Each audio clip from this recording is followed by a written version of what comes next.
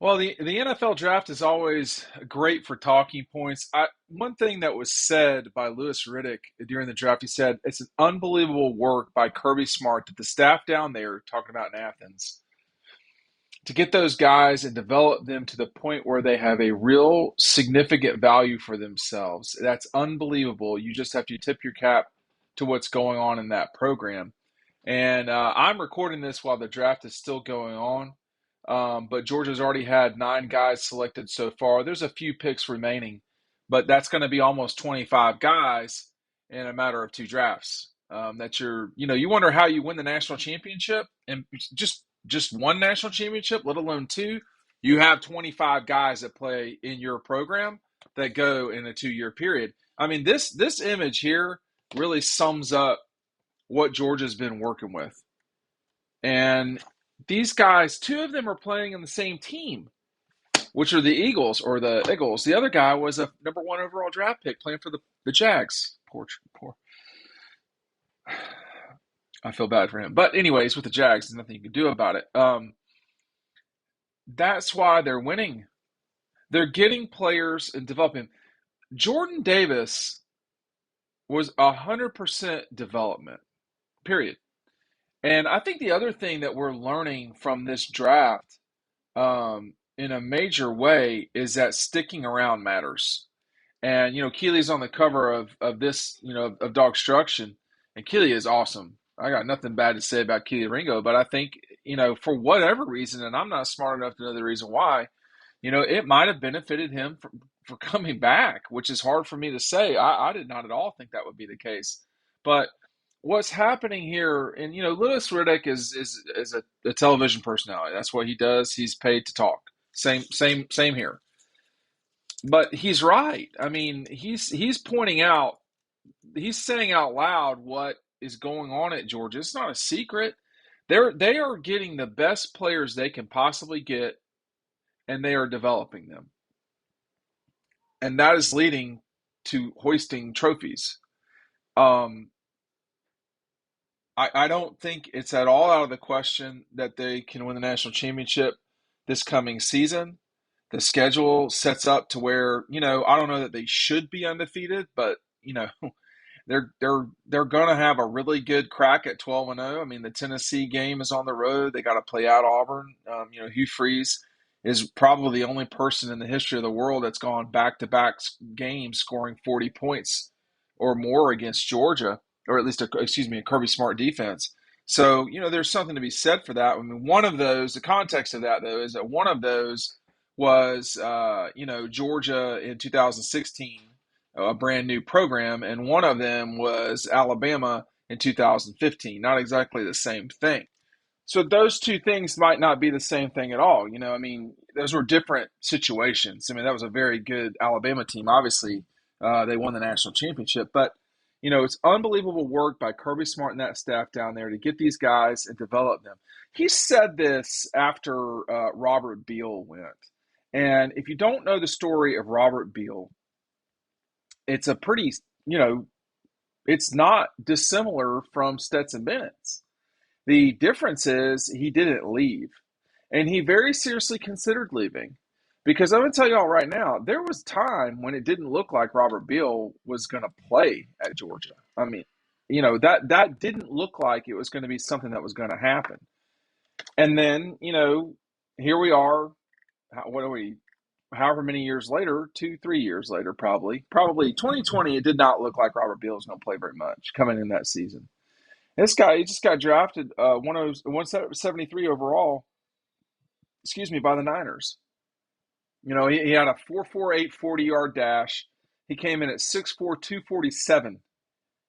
And I don't know what else to say. Led the team in sacks in 2021. Adam Anderson was kicked off the team, and then Robert Beal stepped up. No one talks about Robert Beal ever. I can assure you of that. I mean, I live in this world. They're not. It's not someone who comes immediately. That's not someone they're immediately talking about. People in the program, obviously people that do what I do. Robert Beal is not someone that was immediately thought of, but we saw twice at Georgia when Robert Beal's number was called. Once when Anderson was kicked off the team, and then once when Nolan Smith got hurt. And those moments, Robert Beal had to be better. And here's the point about development. I don't think people understand it. Well, they understand it, but it needs to be said that you got to do it every single day. That's the problem. It's like you don't just get better, right? I mean, you have to go lift, you have to condition, you have to learn, you have to, you have to play, you have to compete, you have to practice, you have to do all the things that it takes to stay in school, you have to do all the things it takes to stay in good graces with the coaching staff. There's so many things you have to do to develop. You have to listen. I think that's the biggest thing. You have to take criticism, you have to take coaching, you have to learn from your mistakes if you have mistakes. And, in this case, Robert Beal is a great example, and Louis Riddick is hitting it right on the head in this case. This is a Georgia program that now, I mean, I don't, Kenny McIntosh, I don't know if him or Jackpot are going to get drafted or Kyrus Jackson, but you're sitting at 9 guys who have been drafted in this draft. And again, what I talked about earlier today with Ryan on Riding Home, what's scarier that, Georgia won the national championship with 15 guys that got drafted, or that they replaced all 15 guys and won the national championship the next season going undefeated? I mean, both of those things are really frightening, I think, for college football. I think the difference is, though, that I think 22 is scarier because, this program's not going to change the way that it does things. And the slow development of guys, like, I mean, I'm sure someone at Georgia is going to say something to me about this, and that's fine. But developing, developing Brock Bowers is easy. Okay? That guy came rolling in. I would tell you that developing Tramel Wathauer, I was in Kansas with him at his junior college. I saw him play. This guy has been developed. He started 13 games for them last. That is fascinating to me. That Tramel Wathauer, a guy that nearly didn't get to Georgia. And, I mean, if we're being honest, could have been left in Kansas. They didn't have to take him.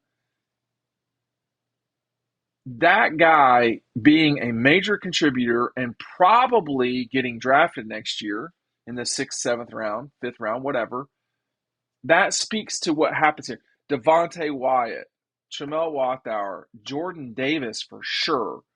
I mean, those big guys, I mean, that shows what's happening. Like there you have to develop players. Amarius Mims has to be developed, but Amarius Mims, I mean, if you saw him in high school, it was pretty evident he was an NFL football player.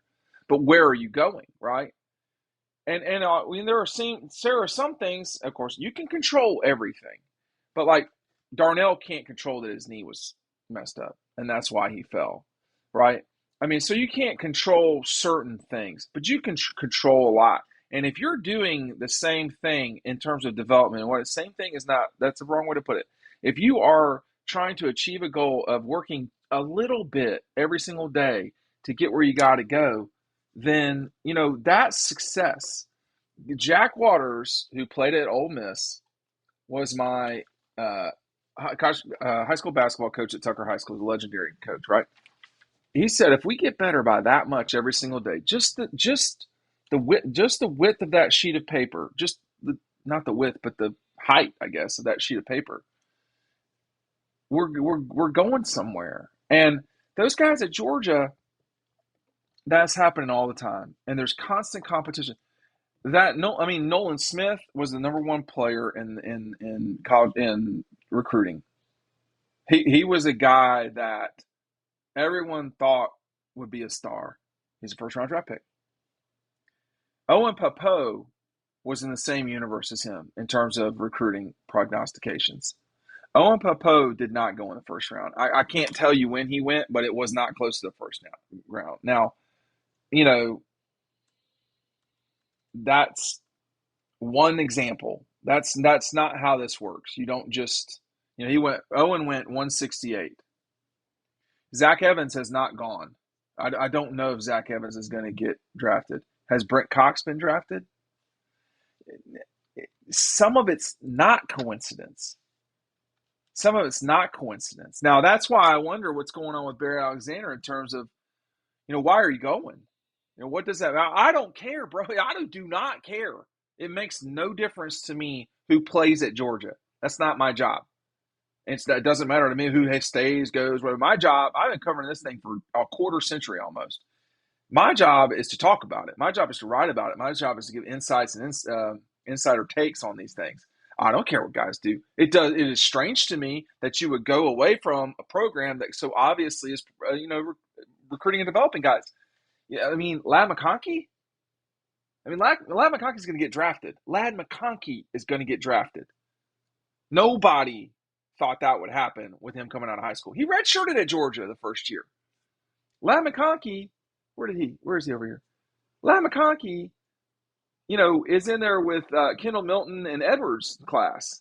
Marcus Rosemary Jack Saint and those guys, Darnell Washington. This Marcus, Ladd McConkey could have left. So when Louis Riddick is talking, I like Louis Riddick for the most part. There's some no one does what we do, and I don't do the same thing he does. But no one talks a lot for a living without you disagreeing with some of they say, because I don't disagree with myself sometimes. But this notion of that's unbelievable work by Kirby, he's exactly right. I swear they'll never do it. But if you could just go for a week and just see what it's like to be a Georgia player for a week as a fly on the wall in the program now. So everything from 5 a.m. to 11 or p.m. or midnight. And what does that day include? What are you doing? How much football is it? A lot. How much growth is it? A lot. Nakobe Dean's intending or coming back to finish his mechanical engineering degree. An NFL football player. Bro, you don't have to do that. Well, he wants to. He's developing. There's nothing wrong with wanting or trying to be elite. There's nothing. This is going to sound political, and I don't care. We have a problem when you can't when it's looked down upon to be the top 1% of something or to be elite at something. It's all, oh well, that person's an elitist. No, dude, they're just good.